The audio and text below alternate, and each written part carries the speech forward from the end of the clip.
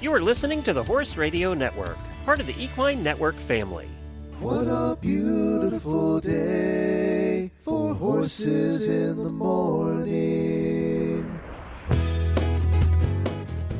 You are listening to the #1 horse podcast in the world.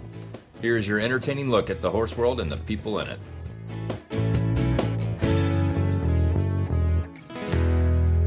I'm Julie Broadway, president of the American Horse Council. And I'm Emily Stearns, Health, Welfare, and Regulatory Affairs Liaison for the American Horse Council. And you are listening to our special monthly American Horse Council episode of Horses in the Morning on the Horse Radio Network for August of 2025, the hottest, I think, month of the year. It's time to hear from the American Horse Council in this monthly episode of Horses in the Morning. Hey, beginning in 2025, the American Horse Council Foundation offered 5 Future Leader Professional Development Scholarships to cover the cost of conference registration for agriculture and equine college students wishing to attend our conference in Washington, D.C. Coming to Washington, D.C. is no small expense, so this was a big deal for us to kind of bring a little way to make this happen. Since becoming president at the American Horse Council, one of my personal goals has been to recruit and engage young professionals into the equine industry. When I speak to numerous universities and young adult organizations, the one thing I hear repeatedly is that they want to know what career options they have and what is available and how to navigate the industry to get opportunities for the roles that they really desire. And to reiterate, the goal is to help students understand what opportunities exist in addition to the traditional barn owning and other kind of hands-on horse careers that we all have in mind when we think of horsey jobs. Yes, and the American Horse Council Foundation trustees and I are so excited to offer these scholarships to expose students to the industry leaders and offer educational content on a wide range of topics to help them get started on their career path. And I mean, I won't say it came to us as a surprise because this was an exciting opportunity, but we had 10 applicants for the first round, and we really struggled with choosing just 5 because they all seemed very worthy.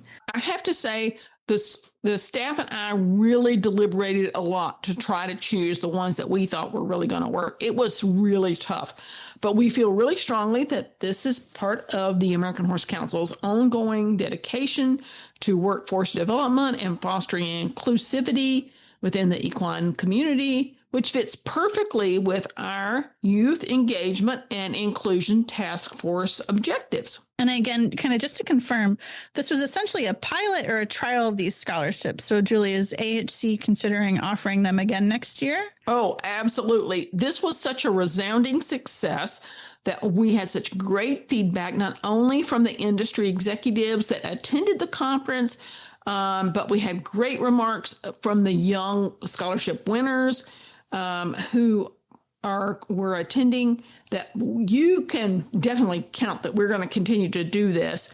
We're so excited they were able to attend. I think they made great contacts and networks, but we'll let them talk about that when we do the interview process.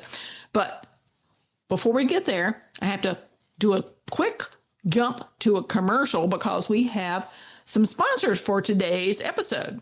Markel Insurance is proudly served the equine community for over 50 years, providing insurance for horses and horse-related businesses.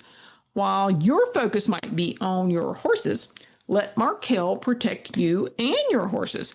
Contact Markel today for an insurance solution for your horse, farm, or equine business needs. Visit markelhorseandfarm.com or call 800-842-5017 to obtain a quick and easy quote from their knowledgeable team. It's your investment, but trust Markel to protect it. Emily, now that we've teed up this topic for the month, let's meet our guest. So first, tell our audience a little bit about yourself and your career plan. So I'm going to start with Aditri. Hi, my name is Aditri. I was one of the scholarship recipients and I had a wonderful time at the conference. I am going to be a junior in undergrad at Rutgers University in New Brunswick, New Jersey. I'm studying animal science on a pre-veterinary track with a minor in English, and I hope to go to get my master's for animal welfare and then go to vet school after that and focus on equine sports med and orthopedics with an emphasis in broader equine welfare initiatives. Wow, you've got some big goals there, girl. Yeah. That's great. Okay, so before I butcher your name, to introduce yourself. Hi, my name is Nijae Aklin. I'm another one of the scholarship recipients from this past year's conference. Currently a senior at University of Kentucky, studying equine science and management, minoring in animal science, and doing an undergrad certificate in business. I'm currently working towards attending veterinary school upon graduation in December and get my doctorate in veterinary medicine. My goal is to make a meaningful impact in the equine industry, but also served as a commissioned veterinarian in the U.S. Army Veterinary Corps. Passionate about combining my love for animals and horses with service and leadership, and I hope that my experience to make both an impact on the community and beyond. I was so excited when we got your application because, especially with all the work we've been doing with the caisson platoon, the Army needs good horse vets. So I was really excited to see your application. So we'll start with you again.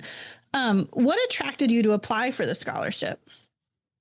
So what drew me to the scholarship was, it was coincidentally a couple of weeks before that, our school had, our department in our college took a small group of students to our state capital, which is Frankfort here in Kentucky. And we attended Keep Day, which is the Kentucky Equine Education Project. And it was a very eye-opening experience where we got to connect with a lot of industry leaders, participants, and legislators to learn about the vital role that the equine industry plays in the communities across the state.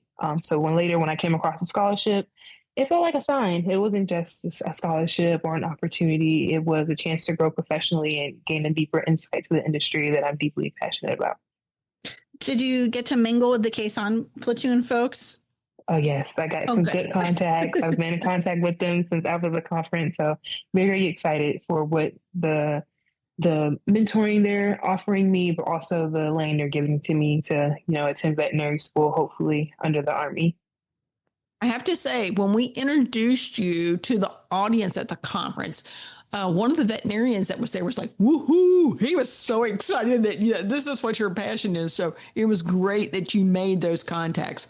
So Aditri, tell us a little bit about what attracted you to the scholarship opportunity. Yeah, I have a professor and mentor at school who is always looking out for me. And she saw your Facebook post, I believe, and she sent it my way and she said, you should apply for this. And when your professor says to do something, you do it.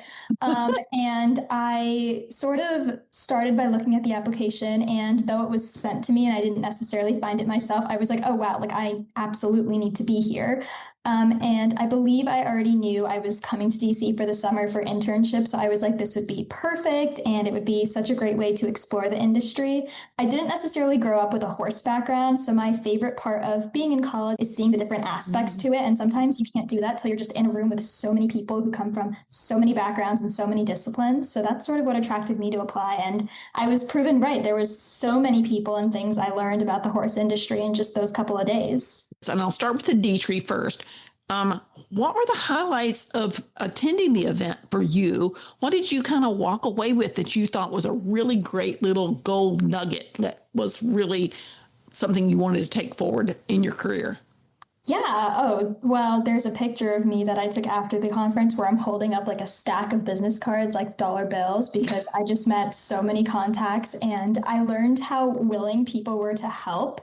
I feel like you never know with some conferences. Sometimes older people are a little like, oh, we don't like take you seriously, but everybody was so nice and genuinely interested in everything we had to say. I will say my little golden nugget, Jen Grant from Zodis. She's lovely. She's great. Lovely. We hit it off super well, and she went above and beyond out of her way to reach out to BW Furlong in New Jersey, where I also extern sometimes, for the last couple of years since I've been in school, and told them that it was great meeting me. So that was a wonderful connection to have, an old boss be like, hey, we heard you did great things, proud of you. So that's always a good motivator.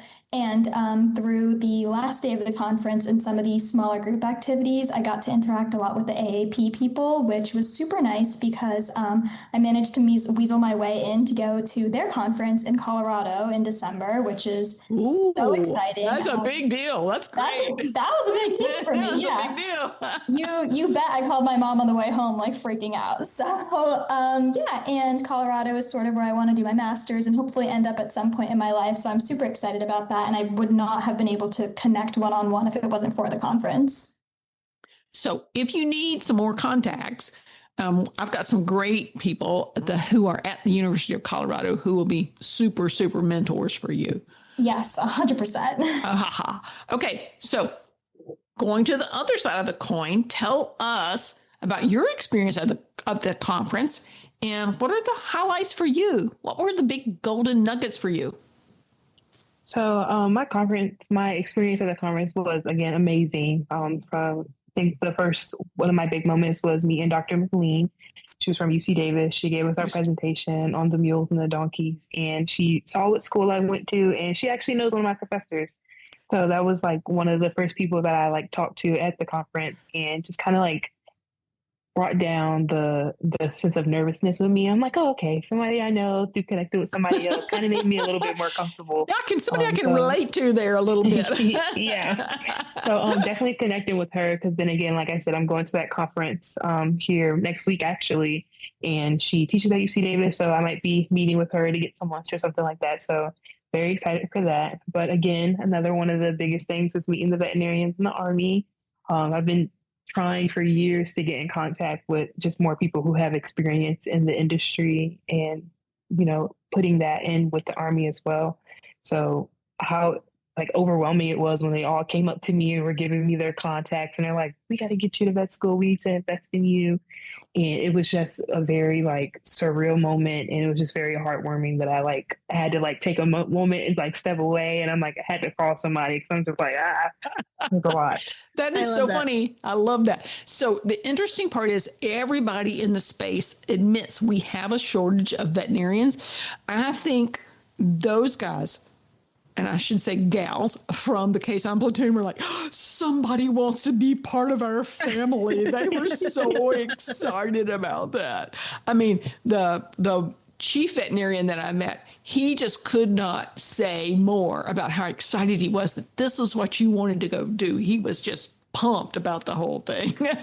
Yes. And even though both of the lieutenant colonels are retiring, they're both we still have a foot in here. You let us know what you need. We're getting it done. Yep. I heard that clearly from both of them. We're on this. We got it. Mm-hmm.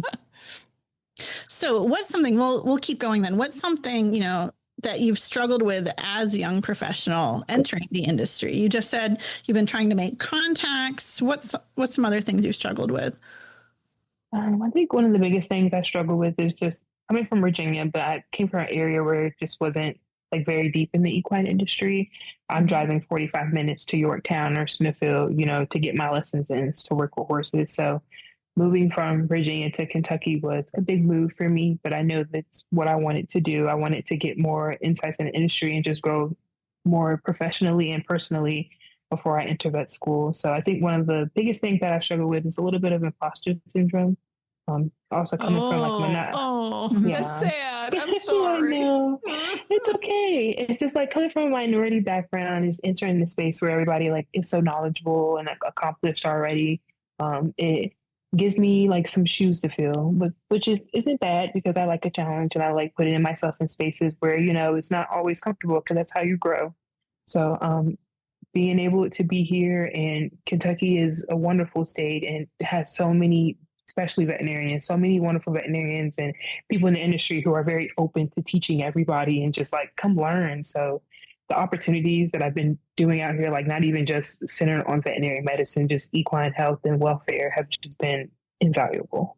I was just going to justify your experience and say not only on top of your experience as a minority in the industry, but also if you're not born a horse person, We are so good at excluding you if you come into the horse world at 18, 19, 25, whatever. It's for some reason, it's like if you're not a native horse person, you're not a horse person. And that's something we all kind of agree we need to work on and be better about, I think. So you and I are going down the same path because we have really tried at the American Horse Council to emphasize inclusivity. I mean, good grief. We want to grow the industry. We need to be more open to having all kinds of people involved. And it's just amazing to me. So don't disconnect with me after this interview, because I've got a great veterinarian who lives in Lexington. She's lovely. I'll introduce you to her. There's a number of other people, but it always amazes me how many people, when I go to the National Collegiate Horsemen's Association, how many students are there that are trying to find that little pathway, that little avenue, because they didn't grow up in the horse industry. So it's a little difficult to navigate. Aditri, what have you struggled with? Yeah, honestly, you guys hit all my main points of struggle too. It's, hard being a minority. I didn't grow up with horses. My parents didn't really have horse background. It was always just something I'm interested. But I think, like you mentioned, it's nice to fill shoes. And I think it gives you a unique perspective. Not every horse person, but if you grow up in the saddle and you're born in doing that, you probably think the way you've always done is the best and right way. So it's kind of nice to come in and see different ways people are doing things and be able to offer like, hey, like I've seen it done this way. Would you ever be willing to try that? And I think another struggle I have is sometimes just imposter syndrome. It's always hard to be like, sometimes the youngest person in a room and everyone around me is so full of knowledge and they know exactly what they're doing. And I'm sitting there like, how did I even get to be in this room? And like counting my stars that like something I did let me, even just sit into some of the committee meetings. I was like, oh my God, I can't believe they let me like sit on an actual chair and not the floor. So that's always hard. But I try to fake it till I make it. Just because I'm freaking out inside doesn't mean everyone needs to know that. So if it's any consolation, ladies, so I didn't grow up in the horse industry. I grew up on a barrier island off the coast of North Carolina. Not a lot of horses there.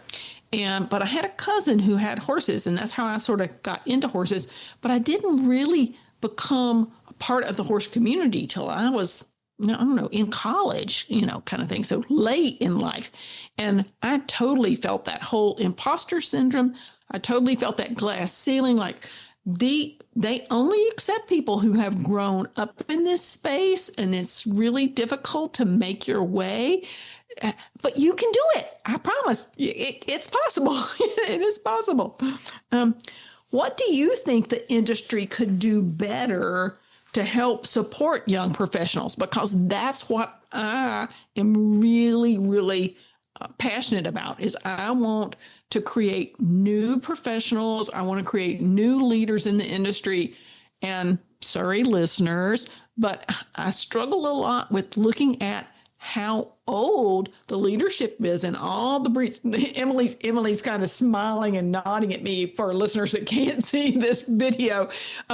That we're getting to that stage where we're all at the same age. And I'm afraid we're going to end up with this big gap in who's going to fill these roles. So tell me, I'll start with Aditri. We'll go backwards this time. What do you think the industry could do to better support young professionals? Because we got to create a pipeline here.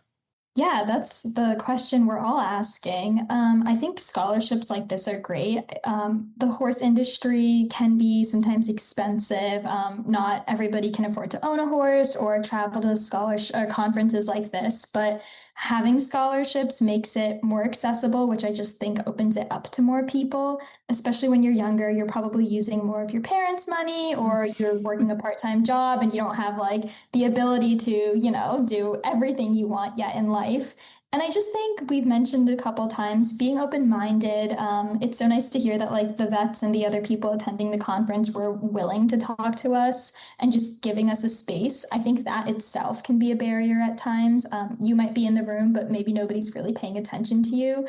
And that can come from both sides, where we encourage the older generation to be more open to the younger generation and teach the younger generation to stand up for themselves and learn how to actually speak and address a room full of people, which can be hard to do. Like we had a year of school online with COVID and we're always glued to our screens. So it's definitely a push and pull from both sides, but it's doable and we have to do it. I'm going to get it wrong always because I'm worse at names. Nijae?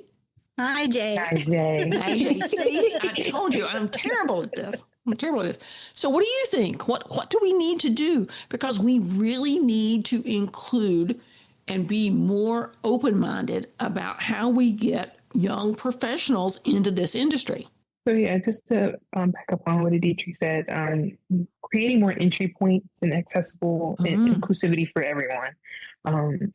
Like having paid internships. I know paid internships aren't always possible, but it helps for the people who can't really afford to not have an income coming in when they know they want this opportunity, but they have to miss out on it because it might be a student who's, they financially support themselves. And I know I've struggled with that as well.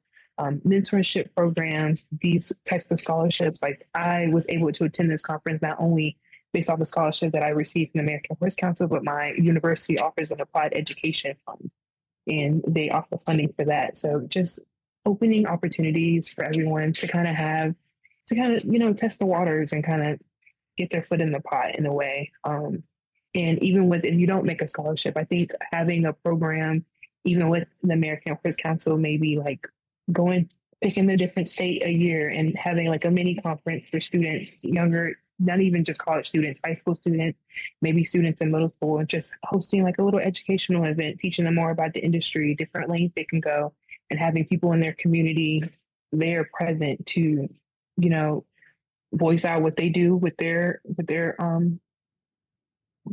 kind of their lane, whether it's breeding, sports medicine, just regular farm work, rescue, adoption, and just bringing in students, as volunteers and just, breaking that barrier. Oh, that's fabulous. So great advice. We've got some more work to do, Emily. Yes, lots of it, I think. For kind of our last little closure, Nijae, we'll start with you. What advice would you offer to young professionals that are either interested in this scholarship opportunity or kind of looking for other opportunities within the industry?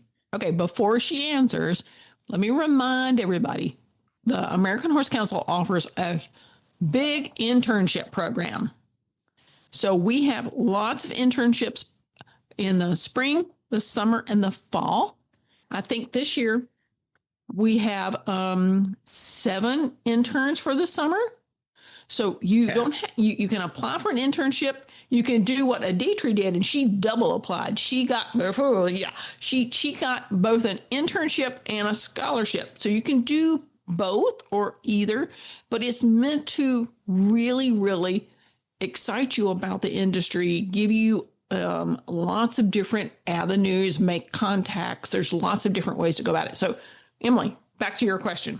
And the internships are paid and remote. Just putting that out there. That's right. I think we hit 25 interns at the end of 2024 for the year by the time we did all 3 seasons. I think so too. So Nijae, kicking it back to you. What advice do you have out there for young professionals trying to get in the industry? So the advice I would have is to just go for it. Even when you feel like you're not ready, you're not qualified. It's a chance to tell your story, share your goals, and not alone to just exercise yourself in self-reflection. Put yourself out there, no matter how scary it is. Any moment, just because the door closed and says no does not mean it's the end. There's another door opening right at the other end of the hall, and it might be a better opportunity for you. It might align more better with you. So even if you get a no, and even if you get a yes and you don't like it, take every opportunity as an experience to grow and to learn. Yeah, I think my advice would be just to get your hands dirty, literally and figuratively. You can learn something anywhere, whether it's barns or farriers, equine rescues, vets, being an intern. And to not be afraid of a bad experience. I think there's sort of this mindset that you have to find the exact perfect role at you and completely excel at it. But even if you don't love what you do, it's temporary internships for the summer, 10 weeks usually. You're still getting paid, you can still do good work. And finding what you don't like to do and what part of the industry you might not want to be a part in can be just as helpful as finding what you are into. Oh, I totally agree with you that. After my sophomore year in college, I took a summer internship and it totally changed my life. It was one of those experiences where I like, oh, I really should have done this as a career. But if I hadn't tried, it would have, I would never have known. So I totally get where you're coming from. Emily, you got a wrap up question? Well, that was my wrap up question. Yeah, those are wrap up questions. Okay. I'm not sure what else sage wisdom. Like, I feel like we've gotten all the sage wisdom there is to provide. You guys have been great. Yeah. So is there anything you guys want to contribute as we wrap up before we take a break to our next segment? I would say apply for the internship and go to the conference and experience being around all those wonderful people and, soak it all in. Cool. Aditri? Ditto. I am a strong advocate of double dipping. I thought definitely whoever's reading this application is going to judge me and think I'm like desperate for some sort of experience because I'm applying twice. But it was so fun to be like an intern and to be a scholarship recipient, and they both went so great and taught me different things. So yeah, don't be afraid. Just go for it. Go big or go home, and you never know what's going to happen. So. Okay, listeners, you're going to hear from the two other scholarship recipients. We're recording them separately today, but you're going to hear from them and we're going to splice it all in. So our producer, Glenn's going to do a great job with that. So you're going to hear 4 perspectives of their experience at the conference and as scholarship recipients. So we're excited about that. So thank you guys both so much for your application, for being part of the conference, for being part of this. We are so excited. And again, I'm going to offer, if you need help figuring out how to navigate your career in this industry, we're here for you. Just reach out. This next part is with Caitlin Lunzmann, who's another scholarship winner. She wasn't able to join the main interview, but we wanted to make sure we got her point of view as well. Thanks for joining us, and we hope you enjoy. Introduce yourself and tell our audience a little about yourself and your career plans. Thanks, Julie. So my name is Caitlin Lunzmann. I am a PhD candidate at the University of Florida, but originally from near the Toronto area in Canada. So I've gone just a little ways now. I have worked with horses since I was about 14 years old, but I always joked that my parents put me on a horse at 6 months old and that we never really looked back. So been there for a while now. My current research is focused on human horse experiences and how those impact youth development in terms of leadership, social skills, and emotional intelligence. And I'm really passionate about what I'm doing right now. After that, in terms of career, I'm looking forward to hopefully continuing some of this research, whether in an academic or an industry role. I think it's really important that we try to make horse experiences for youth even more accessible, and we start to understand what's happening in a lot of those interactions. We've even over the last few years of my journey in graduate school, I think we've had more and more research come out in this field, which is really exciting. A lot of it, I think, is still a little bit program focused, and so I'm really hoping that we start to uncover more of this actual interaction between people and horses and what the heck is happening here on a social level that we kind of know in the industry, but we don't really have a lot of literature on yet. So that's kind of where my niche is and where I hope to go in the future, continuing some science and some program design for youth programs. Yeah. So, Caitlin, what attracted you to apply to our scholarship this year? Julie mentioned this to me, and it was a really awesome opportunity for me. I've worked a little bit with the American Horse Council before.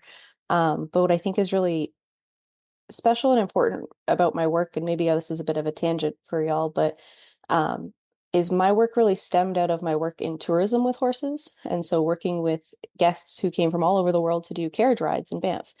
And where I came up with my ideas was talking to folks who were interacting with horses and saying, oh, this is something that's happening and we need to experience. And so it's been really important to me to continue as a scholar connecting with industry and continue to meet people where they're at. and two fronts. So I think the American Horse Council, this was such a beautiful opportunity for me because I was able to connect to share out what I am doing for my research and a little bit of who I am, but also to hear back from the voices in the industry and some really important people in the industry. What do they need? And if we're going to be scholars in this area, what is useful and what is going to help us with our program design? What's going to help us for the industry? So this was a really amazing opportunity to meet some really, really, really cool people for me that had a lot of really wonderful insight, which is just honestly, it's such a unique experience. And it's, you say it's a wonderful opportunity to meet us in the industry, but it's also a great opportunity for us to meet the young people in the industry too. So I'm going to segue to talking a little bit about your experience at the conference. What were the highlights of the event for you? And I have to be honest and say, I think you collected the most business cards of maybe any of our scholarship winners because everybody's intrigued with the field of study that you're in. Yeah. I think that honestly, that was the highlight for me, was the reception hour, getting to like talk to people, like interact personally with them. I did collect a lot of business cards, that is correct, which was really nice. And that was definitely my high point. Of everybody I talked to had such a cool story and had such different experiences, which I think is something that I talk about as well. It's like, I think there's something that's unique going on with horses, but we also do so many different things with horses. So getting to talk to everybody and hear what they're doing and why it's important and why my work could be important to them from a range of perspectives was really, really cool. And it was lovely to have people excited and to have people interested. So that was really wonderful. And that actually continued, I would say. Like everybody that I met was so lovely, and it actually continued outside of sessions as well. Of like, I happened to run into other folks and meet other people even outside of that, which was just amazing. So it was a really wonderful opportunity in that respect. So tell us, what's something you struggle with as a young professional entering the industry? I think as someone who is coming out of a doctoral degree in a very niche area, there's a lot of ambiguity about what exactly my career will be, or where my research is going to live, where I'm going to live as a scientist. I'm not a traditional equine scientist, I don't believe. And so I'm a little bit different from that. I'm not really a traditional ag educator as well. So we're trying to find where this works. It was one of the reasons I really loved this conference, because I think meeting industry professionals, they really understand my work and they understand where it can be beneficial. But I think that is going to be the biggest challenge going forward for me, is as I finish up my degree, is not just finding a career that's going to be suitable, but finding perhaps some people in an appropriate science field that really understand what we need in the horse industry and understand the value of my work. Like I said, I think the industry does that really well. I think in academia, we're still trying to find our niche a little bit of like what that is. So I think that that is probably the biggest hurdle that I'm facing right now. We talk about this as leadership scholars as well, that sometimes people don't fully understand what we're studying with leadership either. So there's a little bit of having to explain yourself and explain what you do and why you do it and why it's important. And that's usually the biggest thing we face, I think. I appreciate that academia comment so much. I taught at the university level for almost a decade, and unless you're teaching an extension, the universities don't know where to put you, even if they have an equine program. It's kind of a universal feeling they all have, I think. Yeah, it absolutely seems to be. And there is a field that I think is growing in human animal interactions. And I actually went to another conference that was International Society for Anthrozoology, which is human animal interactions as well. And it's growing, but there's not a lot of there's a couple labs, but not a lot of departments that are doing it yet. And it's like, where do they live? They live kind of in the vet colleges, but kind of in like biology. And we're not really sure where we belong yet. There's a lot of that. Yeah. So I'm going to follow up because we're asking you what your challenges are. But what would be really useful is you could tell us what you think the industry could do to better support young professionals. What are some things that the industry should be offering? Because we need to cultivate these young professionals to come into this space. Yeah. Okay, that is also a great question. I think, I don't know. I spend too much time in program evaluation and all those types of things. So I'm like, how do we think about this in terms of systems? And I think it would be identifying where we want young people to come in is obviously that first piece. And so I think in my own context, that might be that we want research and scholars, right? Like we want more people doing some more social science around horses, animals in general too. But we want more of that, and especially in education.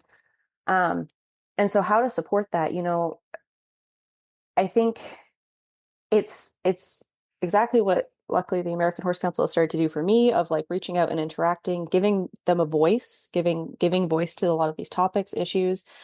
Funding always helps too. If you can offer scholarships like this, scholarships for students to do research or to do any of those pieces for those types of programs, and perhaps it's also marketing to students different opportunities within the field. And I think Julie and I have talked about this at length in other cases too, but as a Canadian, I didn't have any agricultural education opportunities in Canada and Canadian schools. And so even going, oh, okay, there's other programs. And so when we have kids that are interested, not just giving them, oh, you could be a veterinarian, but saying, here's a lot of different career opportunities you could have. And maybe we offer, instead of just offering scholarships to students for veterinary programs, like let's offer scholarships for these other lines of interest as well. So I think bringing up these other fields a little bit more is important, and supporting them in that equine area. And then, like I said, I think the giving a voice back too, of like, talk to the people that are doing it, get them platforms to speak and get people interested. And then hire them. Or if you have grant money, as some people are going to come out into these fields and hopefully be researchers. Again, this is context specific for me, but if you're going to be a researcher and scholar, if you really want to see some work like this done, perhaps grant money is beneficial as well, right? Everything that I have done so far has been really basically without funding, which has been really lucky, but we could do some really cool research if people want to invest money into that as well. So that's something that you could do. And as I said, it's, we do have a more traditional equine scientists, but even if you were looking at someone doing things in business and marketing or like different areas of the equine industry, as people want to do it, the more that you can support them that way, the more that we can find career jobs for people in other aspects of the industry too, I think. So hopefully that helps answer that. Yeah, definitely. So what advice would you offer to young professionals that might be interested in this particular scholarship opportunity? In the conference scholarship specifically? Okay, well, first things first, always apply. Any opportunity like this, apply. Even if you don't think you fit the criteria, apply. You never know what's going to happen. So like always apply. I think any scholarship opportunity, it's a great chance to write not only what you've done that's been successful and like what achievements you have earned and help you get where you want to go, but it's also just a great opportunity to write what you're passionate about and talk about why you would want to do this. Any application, whether it's a job or a scholarship, I think it's really important that you highlight that piece. And so why would this be beneficial to you? Why do you want to be at the American Horse Council? Is it to meet everybody? Is it to learn about all of the latest things in the industry? Because that is another wonderful way that you can come here and do that. So don't be afraid to apply, and don't be afraid to put your passion first in your application.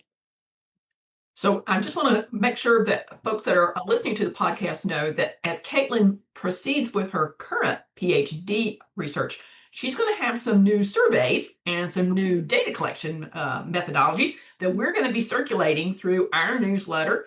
So if you're curious to see a little bit more and delve below the hood of her car, so to speak, and understand what she's getting at, you can be part of that and just look for those surveys. Probably, what'd you say, Caitlin? The next 6 weeks, month, whatever? Yeah, I think we're distributing the survey real soon, and then hopefully we'll have the results.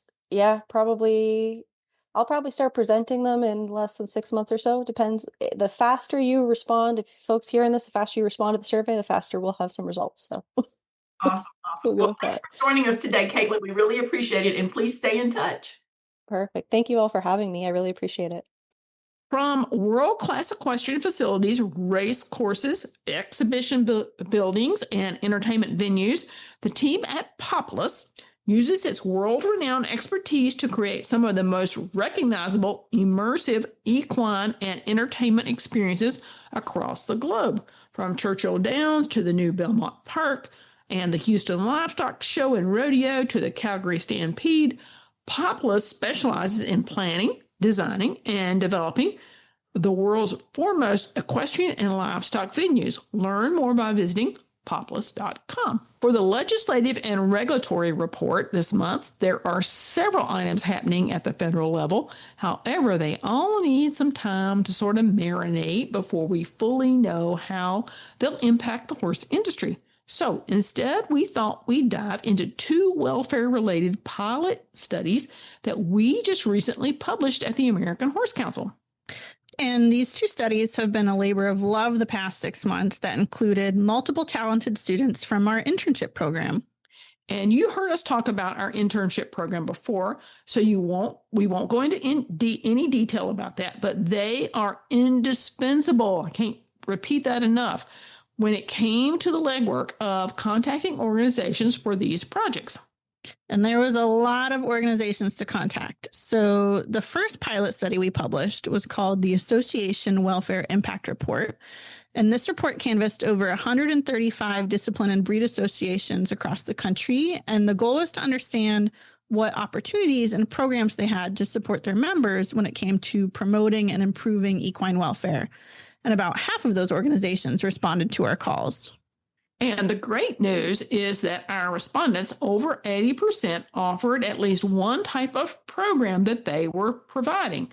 This included education, training resources for appropriate husbandry practices, financial aid, grants for owners in need, managing welfare committees to support and monitor safe and appropriate rulemaking, and providing disaster services.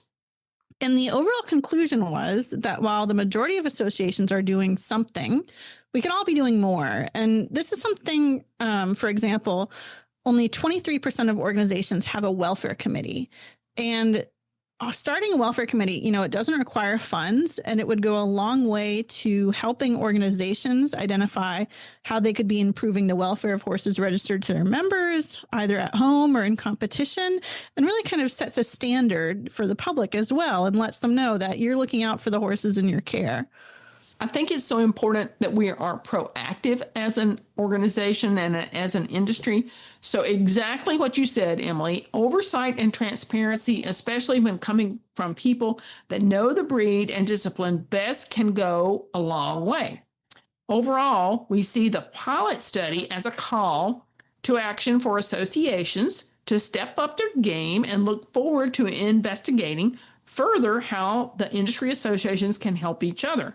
There's no need to reinvent the wheel to stand up for your own programs if another association is doing something very successfully. Even if our sports and breeds are all very different, we can really learn from each other.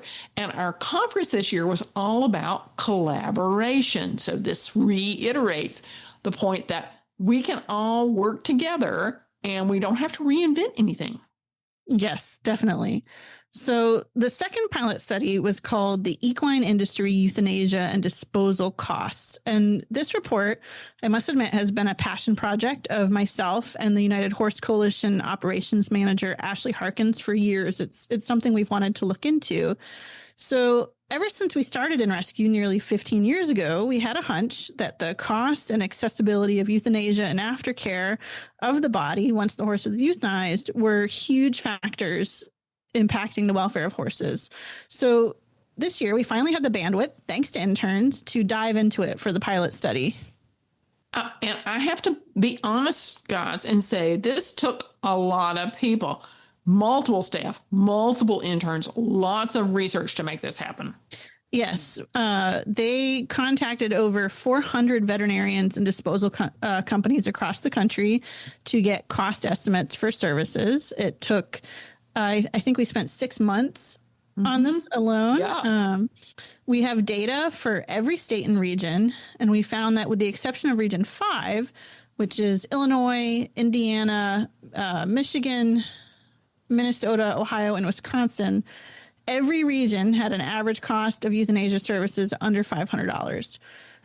Region 5 does have providers that offer euthanasia for under $500, but the average cost was closer to $600. For disposal, all regions and states had at least one option that was under $500 as well. Region 1, which is New England, had the most expensive kind of low average of $600, which was for burial. But even still, there were still options in those states for under $500. And in one state, we found burial services for as low as $37 at a public drop-off out in the Midwest. So I know, guys, I'm so sorry. This sounds like a really morbid kind of conversation, but at some point, horse owners have to make that uncomfortable decision about the age of their horse, the health of the horse, and about euthanizing the horse. And then you have to deal with the disposal challenges. So we use the word affordable in our report. Please don't take that the wrong way. That's come back with a little pushback when we put it out on Facebook, that affordable is somewhat subjective. But for us in this pilot study, the conclusion is that there are affordable options. And however, not every type of aftercare is, quote, affordable for every owner. So if you are passionate about having your horse cremated, it's very possible that that's not affordable for you. But if you're open to other options, there are third-party burials, aftercare that could be more cost-effective. Exactly. And it's also important to note that some of the aftercare companies have specifics about how a horse has been euthanized. And this is particularly true for rendering services and some of the public burial services.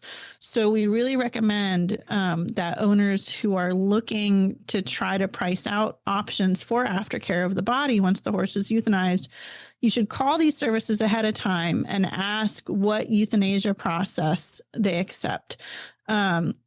Lidocaine euthanasia is a new upcoming type, and that is more amenable to a horse being buried in a lot of areas.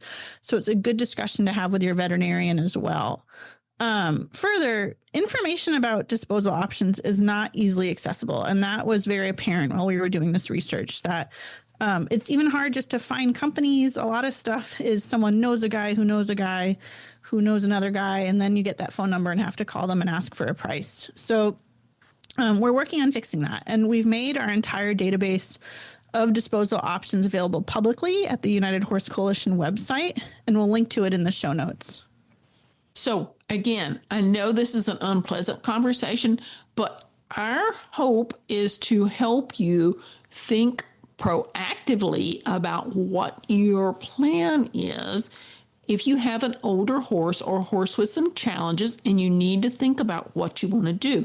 The big takeaway from this is we feel that with enough industry buy-in and support from grant makers, that there are better opportunities to support owners that are unable to afford euthanizing their horses.